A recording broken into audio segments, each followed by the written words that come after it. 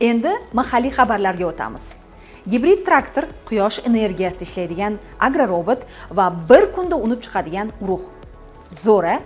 Mana shularning barchasini bizning hamyurtlarimiz o'ylab topishgan. Yosh muhandislar tomonidan yaratilgan Aral 18 traktorining eng muhim jihatlaridan biri u gibrid tizimda ishlashidir. 18 ot kuchiga ega ushbu mini traktor benzinda ham, elektr energiyada ham ishlash imkoniyatiga ega. Yana bir ijobiy tomoni shundaki, u bir kunda 24 soat uzluksiz ishlay oladi. Yana bir innovatsion ishlanma. Bu qayta tiklanuvchi energiyada ishlay oladigan mini robot.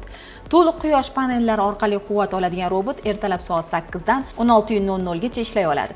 U paxta, makkajo'xorini ekish vazifasini bajaradi. Shuningdek, u o'zi ekkan urug' qatorlarini avtomatik tarzda belgilab, begona o'tlardan ham tozalaydi. Kunida 10 mingdan ziyod idish yuvadigan apparatga nima deysiz? Elyorbek Sunnatov tomonidan taqdim etilgan ishlanmalar orasida idish-tovoq yuvish uchun mo'ljallangan qurilmani ham ko'rish mumkin. Bu qurilma orqali bir kunda 10 mingdan ziyod idishni bemalol yuvsa bo'ladi. Ekinlarni tahlil qiluvchi dron. Aqlli dron ekinlar holatini chuqur tahlil qila oladigan zamonaviy vosita sifatida e'tirof etilmoqda.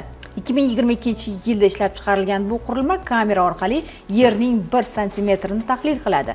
Dron yordamida yerning unumdorligi, sho'rligi, qanday holatda ekanligini aniqlaydi. IT olamidagi eng so'nggi yangiliklarni aynan bizning kanalimizda kuzatib boring. Salomat bo'ling.